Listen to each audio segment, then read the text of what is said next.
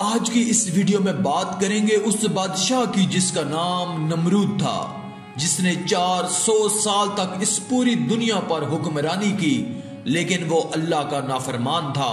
अल्लाह ने उसको एक मच्छर के जरिए ऐसी दर्दनाक मौत दी कि रहती दुनिया तक जलीलो ख्वार हो गया।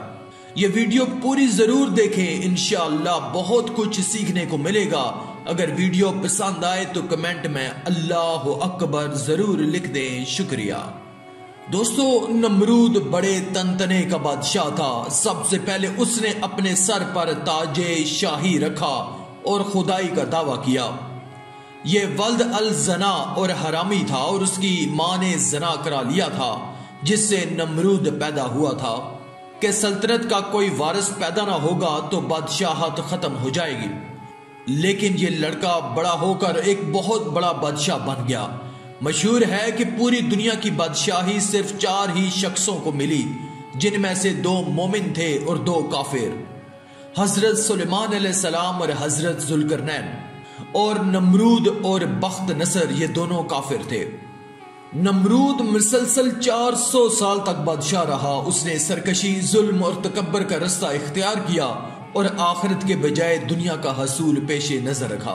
नमरूद ने खाने पीने का इंतजाम अपने हाथ में रखा था। लोग गल्ला लेने के लिए उसके पास जाते।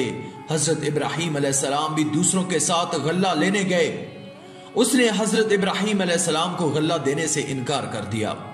आप खाली हाथ लौटे और घर के करीब पहुंचे तो दोनों बोरे मिट्टी से भर लिए और सोचा कि जब भी घर पहुंचूंगा तो घर वाले मुतमईन हो जाएंगे। घर पहुंचकर उन्होंने बोरे उतारे और खुद सो गए।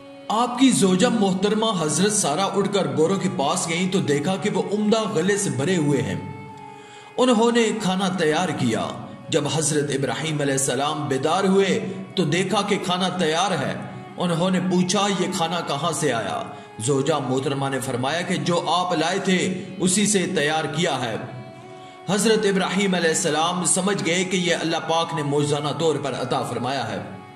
जब हजरत इब्राहिम अलैहिस्सलाम ने उस मरदूद को अल्लाह की इबादत की दावत दी तो उसने जहालत और गुमराही की वजह से खालिक का इनकार कर दिया। चुनाचे हजरत इब्राहिम अलैहिस्सलाम ने उससे बहस की, लेकिन वह मरदूद खुदाई का दावा करने लगा। हजरत इब्राहिम अलैहिस्सलाम और नमरूद के दरमियान मनाजरा उस दिन हुआ जिस दिन हजरत इब्राहिम अलैहिस्सलाम आग से जिंदा सलामत निकाले गए थे। इससे पहले उनका आमना सामना नहीं हुआ था। जिस दिन वो इकट्ठे हुए उस दिन ये मनाजरा वाक़या हुआ। हजरत इब्राहिम अलैहिस्सलाम ने फरमाया, मेरा रब जिंदा करता है और मारता है। तो उस मरदूद ने भी कहा कि मैं भी जिंदा करता हूं और मारता हूं। अपनी बात को साबित करने के लिए उस जाहिल नमरूद ने 2 कैदी मंगाकर बेकसूर को मार डाला और कसूरवार को छोड़ दिया और कहा कि देखा, मैं जिसको चाहूं मारता हूं, जिसे चाहता हूं नहीं मारता। इस तरह सबको फरेब देने की कोशिश की कि उसने एक को मौत दे दी और दूसरे को जिंदगी बख्श दी है। उसका यह अमल हजरत इब्राहिम अलैहिस्सलाम की दलील का जवाब नहीं था और ना ही उसका मौजूए मनाजरा से कोई ताल्लुक था, बल्कि यह एक बेकार बात थी जिससे जाहिर हुआ कि उसके पास कोई दलील ना थी। हजरत इब्राहिम अलैहिस्सलाम ने एक और दलील पेश कर दी और उसे सबके सामने लाजवाब होना पड़ा। इरशाद बारी ताला है, इब्राहिम ने कहा कि अल्लाह तो वो है जो सूरज को मशरिक से निकालता है, लिहाजा तू उसे मगरब से निकाल दे। यानी ये सूरज रोजाना मशरिक से निकलता है, जिसे उसके पैदा करने वाले और चलाने वाले ने मुकर्रर कर रखा है। अगर तू ही जिंदगी और मौत का मालिक है, जैसा कि तेरा दावा है कि तू जिंदा करता है और मौत देता है, तो इसको मगरब से ले आ, क्योंकि जिसके हाथ में जिंदगी और मौत का इख्तियार हो वो जो चाहे कर सकता है। उसे मना नहीं किया जा सकता। वो हर चीज पर गालिब होता है और हर चीज उसके हुक्म की पाबंद होती है। अगर तेरा दावा सच्चा है तो ये काम करो, वरना साबित हो जाएगा कि तेरा दावा गलत है। और यही हकीकत है और हर शख्स जानता है कि तू ये काम नहीं कर सकता। तू इस कदर आजिज है कि एक मच्छर भी पैदा नहीं कर सकता। इस तरह हजरत इब्राहिम अलैहिस्सलाम ने उसका जाहिल और आजिज होना वाज़ेह फरमा दिया, लिहाजा उसके पास कहने को कुछ नहीं था और उसका मुंह बंद हो गया। इसीलिए अल्लाह पाक फरमाता है, ये सुनकर काफिर शशदर रह गया और अल्लाह बेइंसाफों को हदायत नहीं दिया करता। नमरूद मरदूद हर बार तौहीद की दावत को कबूल करने से इनकार करता रहा। बिला आखिर बोला, तू अपने लश्कर जमा कर ले, मैं अपने लश्कर जमा करता हूँ ताकि तेरे खुदा के साथ मेरा मुकाबला हो। हजरत इब्राहिम अलैहिस्सलाम ने फरमाया कि ए मरदूद, तू अपना लश्कर जमा कर, मेरा खुदा कुन फेकून में जमा कर देगा। तब वो मरदूद मशरिक व मगरिब की फौज को जमा करने में लग गया। हजरत इब्राहिम अलैहिस्सलाम ने आखिरी बार भी उसको हदायत की दावत दी, लेकिन उस मरदूद ने कहा कि मुझे तेरे खुदा की कुछ हाजत नहीं। उस वक्त हजरत इब्राहिम अलैहिस्सलाम ने दुआ मांगी कि ए मालिक, ये मलऊन नाफरमान तेरे साथ मुकाबला करना चाहता है, इसको हलाक कर। तेरी मखलूक में मच्छर अदना और ज़ईफ है और कई जानवरों की खुराक बनता है। मैं तेरी रहमत से इस मच्छर को मांगता हूं कि वो इस मरदूद का खात्मा करे। बस उनकी दुआ कबूल हुई।